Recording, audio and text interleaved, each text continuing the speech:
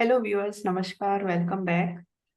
Retrogression series पे हम आगे बढ़ते हैं और जानते हैं आज सर किस दो ग्रह बचे हैं, मार्स और वीनस। सो सर से समझते हैं कैसे है उनका। नमस्कार सर। नमस्कार जी। मार्स की रेट्रोग्रेशन के बारे में अगर बात करें तो मार्स एक्चुअली फाइटिंग प्लैनेट है।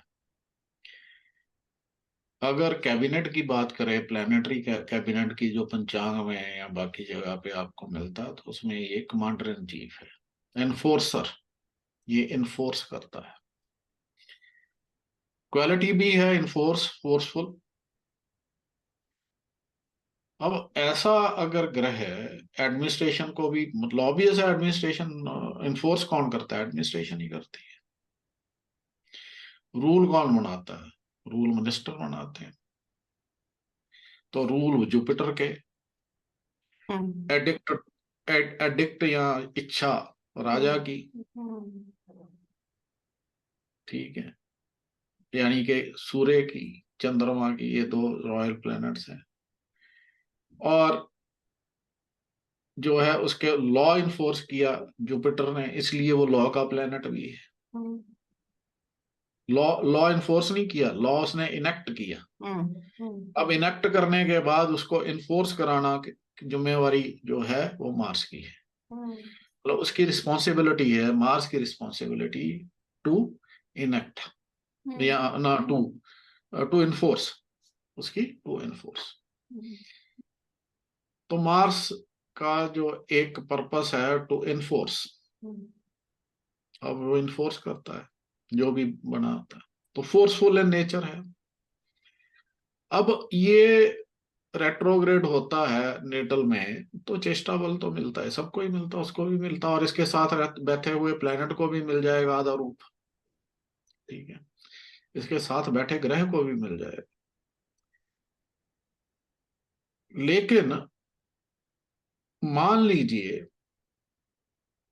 तो अगर वो कालिदास के जो उत्तर कलामृत का कंसेप्ट है उसमें अगर नीच का होगा, तो वो अपने मतलब मूल त्रिकोण या जितना बल या कुछ वो कह सकते हो, वो ठीक अच्छा है। तो अगर उच्च का है, यानी कि कैप्रिकॉन में है, कैंसर में है, तो उच्च जैसा, और ये कैप्रिकॉन में है तो नीच जैसा, अगर वो कंसेप्ट लेते हैं तो। ठीक है, वो भी है। ठीक है। तो लेकिन होता क्या है इसमें? इसमें क्या है कि अब मार्स फोर्सफुल नेचर है, और वो अचानक अगर वो रेट्रोग्रेड होता है, तो रेट्रोग्रेड होने का मतलब ये है कि आदमी की जो अग्रेशन है वो टर्न्ड इनवर्ड्स है। ठीक है। वो कई बार जो है फिजिकल, वो मतलब उसका वो जो अपनी अपने इमोशंस को, अपने एक्सप्रेशंस को जब तक वो सही एक्सप्रेस नहीं करता, वो अपना फिजिकल हार्म में चला जाता है। वो ठीक से एक्सप्रेस नहीं कर पाता। वैसे भी क्योंकि जो लड़ने झगड़ने वाले ग्रह हैं, मंगल, तो ये इमोशंस का, अगर ये इमोशंस के उसमें वहाव में रहेंगे, तो जो है एक सोल्जर अगर इमोशंस और वो एम्पथी सिंपथी इसमें रहेगा, तो वो लड़ेगा क्या सामने? आपने अगर उसने गोली नहीं मारी, सोल्जर ने, अगर दुश्मन ने मार दी, तो इट इज सर्वाइवल। ठीक है। दूसरा ऑर्डर्स हैं, डिक्टेट फॉलो करना है, अनुशासन फॉलो करना है, डिसिप्लिन फॉलो करना है। तो ऐसे में क्या है कि अगर ये अपने आप में मतलब मार्स का ये नेचर है, फोर्सफुल होता है, तो अगर इसका इमोशंस की बहुत ज्यादा वहां पे गुंजाइश नहीं रहती है, तो इमोशन सफर करते हैं फिर। अब अगर अब मंगल खुद कैंसर में जहां इमोशंस हैं, मदर है।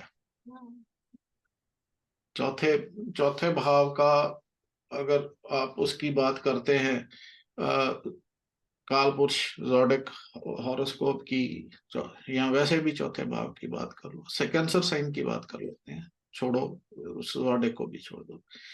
तो कैंसर साइन में ये डिबिलेट करता है, क्यों करता है? अब कभी आपने देखा हो कि बहुत बड़ा सोल्जर है, बहुत बड़ा वॉरियर है, तो अपने किचन में पूरे शस्त्र अस्त्र के साथ आएगा क्या? या अपने घर में पूरे शस्त्र अस्त्र के साथ आएगा? या अपनी माँ के पास, अपने बच्चों के पास वो पूरे शस्त्र, वो क्या है कि वो थोड़ा इजी हो गया है। दूसरा क्या है कि वो इमोशंस का उसको ज्यादा नहीं है, क्योंकि वो एक नेचर हार्डन हो जाती है, फोर्सफुल जब होती है तो नेचर, तो एक तरह से सर्टन थिंग्स गेट हार्ड। आपको एक डिसिप्लिन में, एक आपको आपकी ड्यूटीज के अंदर बांध लिया जाता है, तो इसलिए इमोशंस की बहुत ज्यादा वहां जगह नहीं रहती है, बिकॉज ड्यूटी बाउंड इन्फोर्सर है। तो अपने हिसाब से तो ऐसे में क्या है कि कई बार जो ये है ना, तो फिर ये मार्स रेट्रोग्रेड वाले समटाइम्स ये जहां इनको लेट आउट मिल जाता है, कई बार इनको ऐसा, मतलब गुस्सा सही जगह टारगेट नहीं करते हैं। डिबिलेटेड वाले भी तकरीबन ऐसा ही करते हैं, इस अपना गुस्सा सही जगह टारगेट नहीं करते हैं। तो जहां उनको नहीं मौका मिला, किसी दूसरे पे कर दिया, अपने से कमजोर पे कर दिया, तो ये चांसेस रहते हैं। ठीक है, अदरवाइज कोई बहुत ज्यादा इसमें फर्क नहीं पड़ता।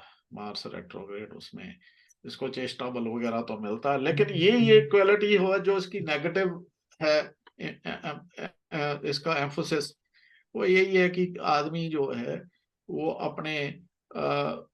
अपनी फ्रस्ट्रेशन को, अपने एंगर को गलत जगह पे डायरेक्ट करता है। तो ये तो मार्स का हो गया।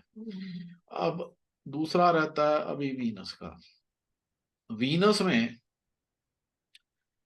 क्या होता है कि वीनस अगर रेट्रोग्रेड होता है तो अगेन इट गेन्स, ठीक है, चेष्टा बल तो उसी तरह से उसका है, वो तो मिलेगा ही मिलेगा। अब इसके साथ डायरेक्शंस भी हैं, डायरेक्शनल स्ट्रेंथ वगैरह अगर मिल जाती है तो और भी अच्छा हो जाता है।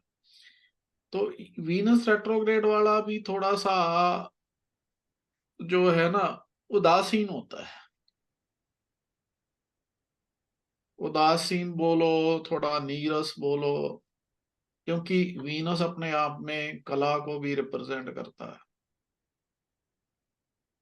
वीनस रिप्रेजेंट्स जितनी की फाइनर आर्ट्स। तो एक ये है, दूसरा वो भोग है, तो आदमी थोड़ा उदासीन हो जाता है।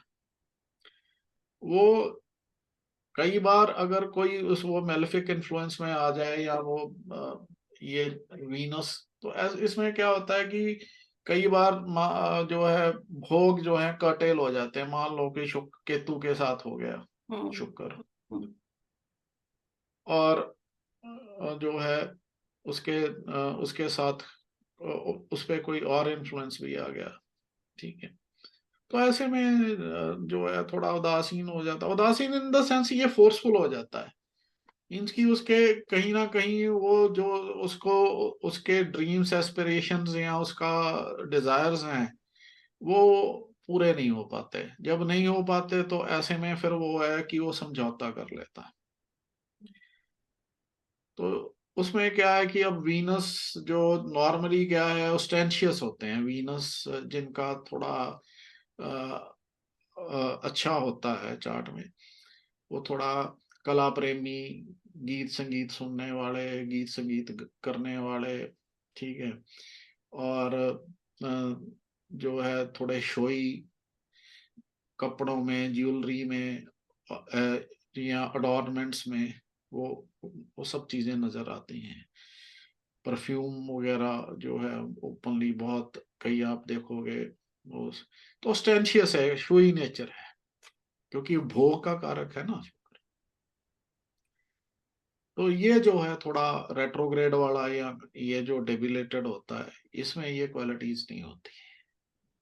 अगर होती हैं तो बहुत कम होती है। तो शुक्र रेट्रोग्रेशन का ये है। तो बेसिकली ये जो हमने, ये जेनरिक है, लेकिन अगेन ये सब्जेक्ट टू प्लेसमेंट कहाँ है, कैसे है, किसके साथ है, कौन से इन्फ्लुएंसेस हैं, वो डिपेंड करता है। ठीक है। तो अगर मान लीजिए ये अपने ही घर का है, मूल त्रिकोण का है, लिब्रा का है, लिब्रा का, और वो जो है वो हो जाता है, रेट्रोग्रेड हो जाता है, तो और थोड़ा सा स्टेबल भी मिल जाता है। ठीक है।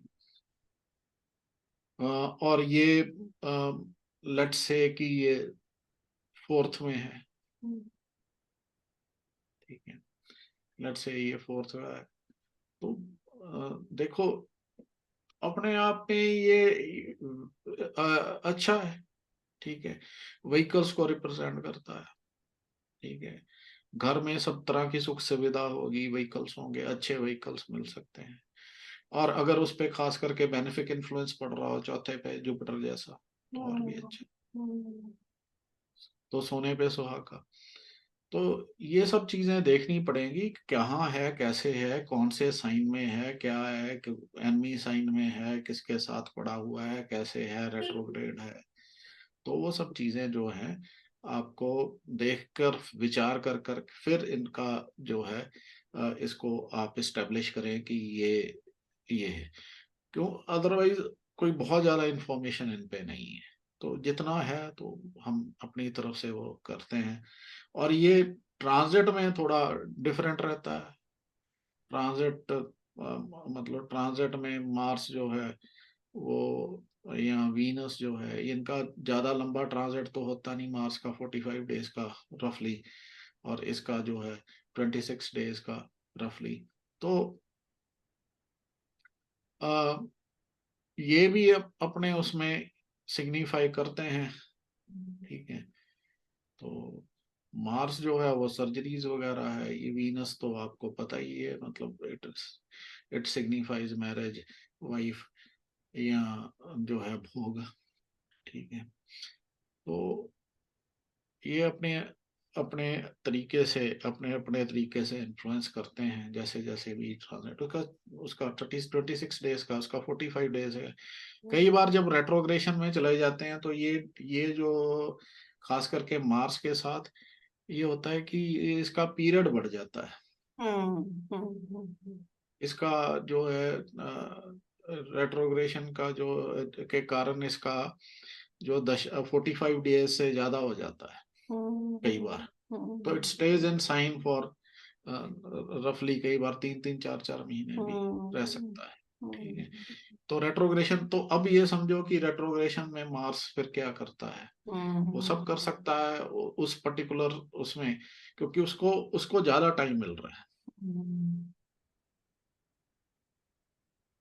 उसको 45 डेज उसका ओरिजिनल ट्रांजिट सर्कल है, सही। ट्रांजिट की अब ट्रांजिट की कर रहे हैं, पहले हम नेटल की कर रहे थे। ट्रांजिट में इट गेट्स समटाइम्स वो 45 डेज से भी कहीं ज्यादा चला जाता है, अप टू 3 मंथ्स 4 मंथ्स तक भी चला जाता है। तो फिर वो जो है यही होगा फिर उसमें, मतलब इस पीरियड में डिपेंडिंग ऑन कि आज उस टाइम पे जो है अपनी फ्रस्ट्रेशंस, अपनी अपने एक्सप्रेशंस वो गलत जगह पे निकालने की कोशिश करेगा आदमी। ठीक है। अब क्या है कि कई बार ऐसा होता है कि अब अनुशासन के कारण, क्योंकि इन्फोर्सर है, एक अनुशासन में भी रहना करना है, डिसिप्लिन और अनुशासन के कारण वो कहीं गलत जगह पे जो है उनके एक्सप्रेशंस या इमोशंस जो है सेंटर हो जाते हैं। तो ये वीनस का तो आपको पता ही है, जो उसका रिलेटेड टू भोग एंड देन स्पाउस, मैरिज, वो सब चीजों के साथ है। ये तो हो गया जी जुपिटर, अपना वीनस की रेट्रोग्रेशन और मार्स की रेट्रोग्रेशन। ब्रीफली जितना हम कोशिश किया है, जितना इंफॉर्मेशन इसमें दे सकें वो दे दिया है। तो क्योंकि इस पे बहुत ज्यादा लिटरेचर अवेलेबल नहीं है, या क्लासिक्स में भी बहुत ज्यादा मेंशन नहीं है, लेकिन रेट्रोग्रेशन प्लैनेट्स के बारे में ये कहा गया है कि ये रीलैप्स कर सकते हैं, खास करके बड़े बड़े प्लैनेट किसी भी चीज को, तो यहाँ बीमारी ला सकते हैं। ठीक है, either they can bring in sickness, दूसरा ये जो है खास करके शनि जैसा, राहु जैसा, ये राहु केतु तो ऑलवेज रेट्रोग्रेड, उनका तो मूवमेंट ही उल्टा चलता है। ठीक है, तो ये है। अब वीनस के बारे में कहते हैं कि इसका ये एक सीधा सीधा ही चलता है नॉर्मली, तो इसकी मूवमेंट शायद क्लॉकवाइज होती है। तो बाकी थोड़ा इसको विचार करके, मतलब जेनरिक चीज जो है, इस पे कौन सा भाव है, किस भाव को रिप्रेजेंट करता है, किसके साथ है, कहाँ है, वो इन्फ्लुएंसेस को कभी मत इनको इग्नोर करें। केंद्र का लॉर्ड है, त्रिकोण का लॉर्ड है, केंद्र के लॉर्ड होते हुए बेनिफिक प्लेनेट जो है वो इट लूजेज, मतलब वो एक न्यूट्रल हो जाता है। तो एज अ केंद्र लॉर्ड मान लीजिए कि शुक्र केंद्र का लॉर्ड होके रेट्रोग्रेड है, तो वो इट लूजेज ऑन, ठीक है, वो बेनिफिक इन्फ्लुएंस जो है, एज अ बेनिफिक वो न्यूट्रल हो रहा है। और कहीं वो त्रिशाड्य का लॉर्ड बन गया साथ में, तो वो अच्छा नहीं है, बिकॉज वो पापी हो जाएगा, उस हॉरोस्कोप के लिए पापी हो जाएगा। तो लेकिन वो चेष्टा बल थोड़ा सा फिर भी गेन करेगा in spite of being neutral. ठीक है, तो टेंडेंसी टू हार्म तो रहेगी। ठीक है जी, चलो अब इससे ज्यादा क्या करें, तो बहुत सारी बातें हो काफी सकती हैं, चीजें, हाँ वो तो नॉन स्टॉप है जो जो बट। हो सकती है तो चल, लेकिन इसको विचार जो है हर एंगल से करना चाहिए। ये हमारा, मेरी हम्बल सबमिशन है। अब क्या है कि कुछ ऐसा भी है, कुछ लोग ये बोलते हैं कि ये जो इस तरह के एनालिसिस हैं, it can be done by 5 year old person. अब अब जो है ये समझ की बात है। ठीक है, हमें तो अब भी एस्ट्रोलॉजी थोड़ी समझ आई है। ठीक है, कुछ कुछ कुछ समझ आई है। तो ये कॉन्टिन्यूस एफर्ट है, ये 5 साल वाले किसी आदमी को पढ़ के उसको इवेलुएट करने वाली बात नहीं है, बिकॉज जो मैसेज है it is in between the lines, it is hidden. ये इतना आसान नहीं है कि जितना इसको समझा जाता है। मतलब रीडिंग 2 बुक्स 3 बुक्स और देन आप कुछ जेनरिक प्रोडिक्शंस आपकी सही हो जाएं, या आपको एक तरह का मेथड लगे कि इट इज वर्किंग, किसी भी एक चीज को अगर उसके सपोर्ट में 10 चार्ट दिए जा सकते हैं कि भाई 10-15 चार्ट की इसमें ये अप्लाई हो रहा है, तो आपको 10-15 चार्ट उसके अगेंस्ट भी मिल जाएंगे। आपको सिर्फ ढूंढना चाहिए पड़ेगा। ठीक है, लेकिन अगर वो लॉजिकल है और क्लासिक बेस्ड है, तो आपको चीज समझ आ जाएगी कि ये सही है या गलत है। तो धन्यवाद, आज के लिए इतना ही। जी जी, thank you so much sir, thank you so धन्यवाद। मच।